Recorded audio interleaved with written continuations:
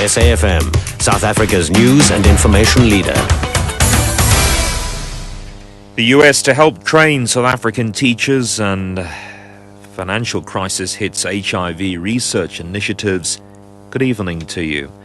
The US Secretary of State Hillary Clinton's announced a $7.5 million partnership between American companies and the South African Education Department that will help train teachers.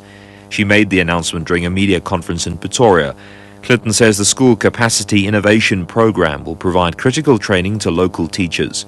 She says they realize that the education system is the cornerstone of growing the economy. I'm also announcing today a $500,000 Opportunity Grants Program, which will help talented South African students who need financial assistance to study in the United States by covering visa, testing, and application fees, as well as international travel. Clinton has also given the assurance that her country will work to keep South Africa as a beneficiary of the U.S. African Growth and Opportunity Act after it expires in 2015.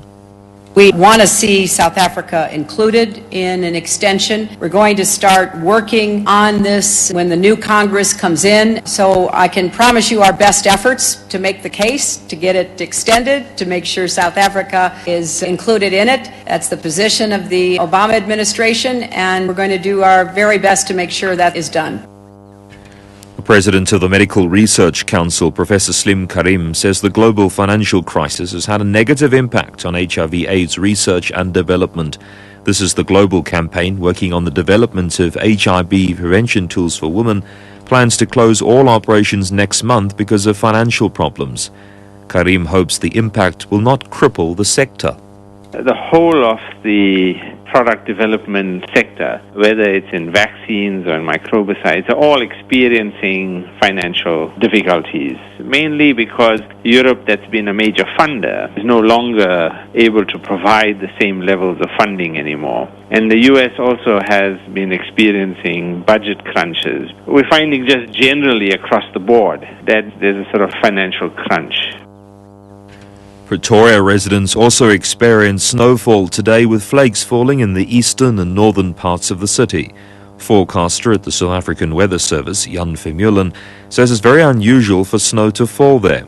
Some parts of the northwest and Bela Bela and Limpopo are also experiencing snowfall.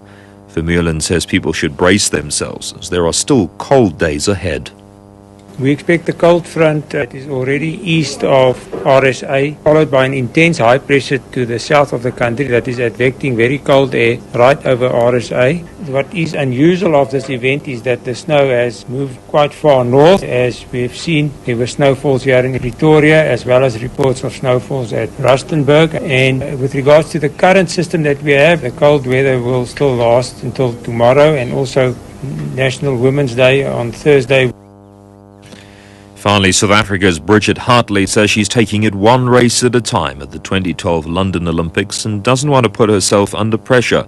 South Africa's chances of winning more medals of the game have increased.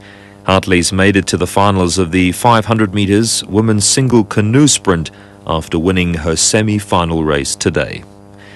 Well, let's take a look now at the top story at 7 o'clock. The U.S. Secretary of State Hillary Clinton has announced a $7.5 million partnership between American companies and the South African Education Department that will help train teachers. She made the announcement during a media conference in Pretoria. SAfm News.